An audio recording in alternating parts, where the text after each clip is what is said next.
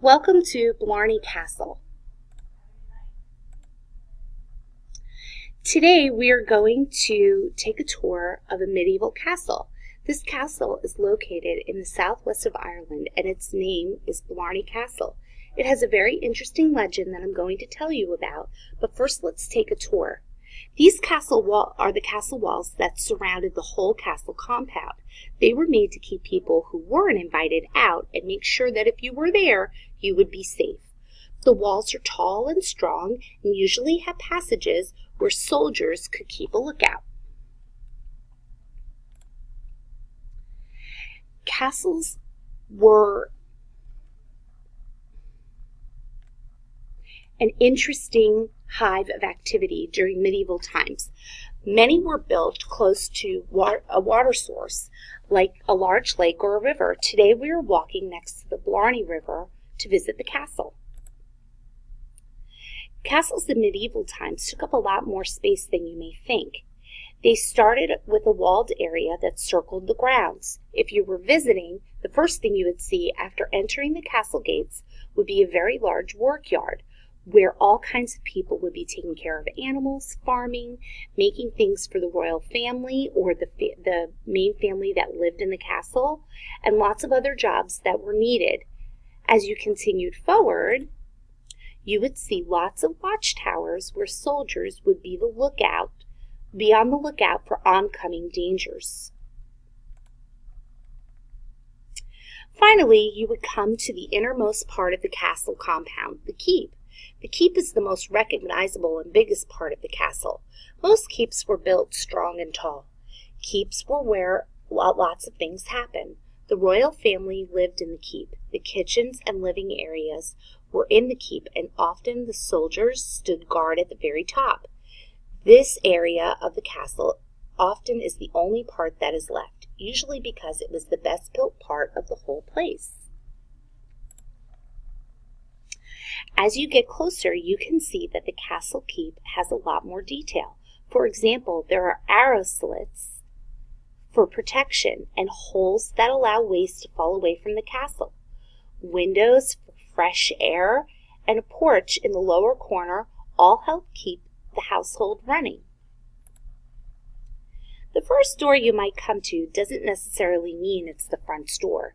Instead, it leads deep below to the dungeon. Just follow this passageway and you are there, or maybe you don't want to. You may not be able to find your way back out. However, on the opposite side of the castle, you could be greeted and asked to join the family inside. So through the gates you would go until you reached the great banqueting hall. This grand room is where most of the entertaining happened. All the other rooms surrounded it.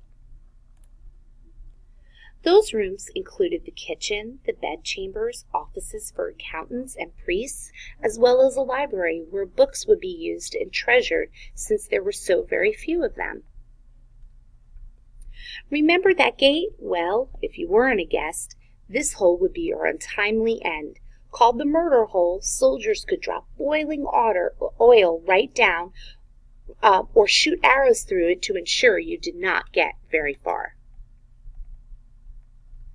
Each room in the castle had windows or opened onto the great banqueting hall.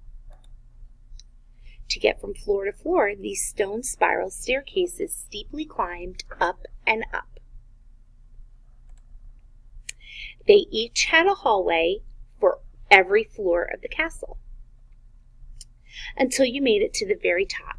You may think that the roof doesn't have much to do, but in a castle, the roof is where even more guards kept watch over things.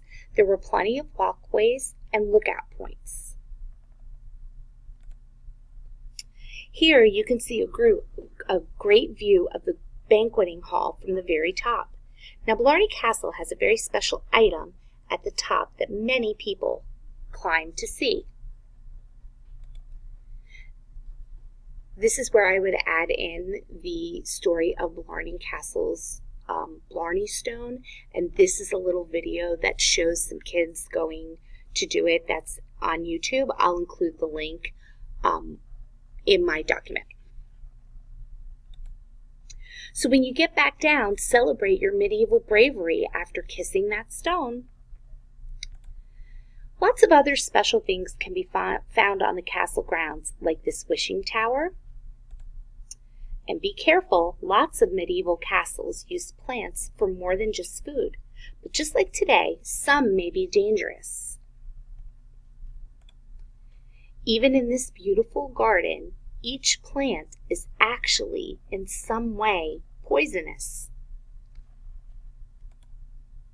Even the signs explain how each plant may not be good for your system. Thanks for visiting.